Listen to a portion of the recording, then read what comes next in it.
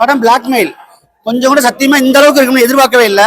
என்ன மாதிரி படம் தெரியுமா? ஏன் தெரியுமா? சில படத்துல எல்லாம் பாத்தீங்கன்னா ஜம்ப் ஆகிட்டு போயிட்டே இருக்கும், அந்த சீன் எல்லாம் விட்டுருவானுங்க.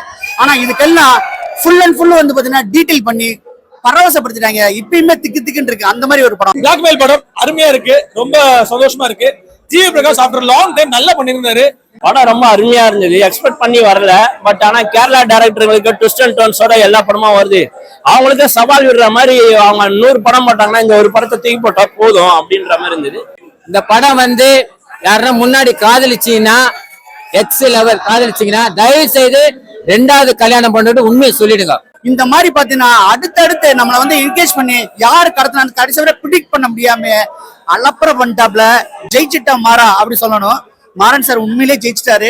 ரோஜா கூட்டம் முதல் கொண்டு, பார்த்திபன் கனவு முதல் கொண்டு, மனசெல்லாம் முதல் கொண்டு இவ்வளவு படத்துக்கு அதே ஸ்ரீகாந்த். அந்த படம் வந்து ஒரு குழந்தைய வச்சு எவ்வளவு உன்னிப்பா கொண்டு போகணுமோ அந்த குழந்தையுமே அவ்வளவு அழகா பொறுப்பா கோஆபரேட் பண்ணிருக்கு. படம் சூப்பரா இருக்கு, ரொம்ப ரொம்ப பிடிச்சிருந்துச்சு.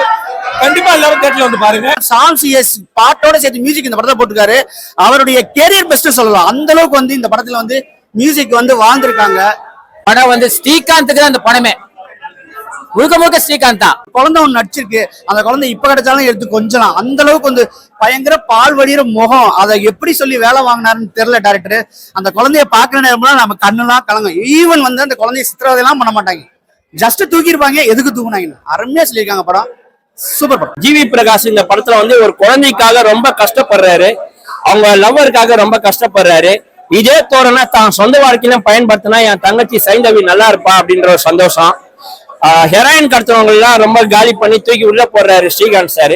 இதே அவரு சொந்த வாழ்க்கையிலையும் பயன்படுத்தினா ரொம்ப நல்லா இருக்கும் அப்படின்றதையும் நாங்க பாக்குறோம். யாரெல்லாம் வந்து பாத்தீங்கன்னா சஸ்பென்ஸ் த்ரில்லர் ஜானரை விரும்பி பாக்குறாங்களோ தமிழ்ல கொடுத்த ஒரு அற்புதமான படம்.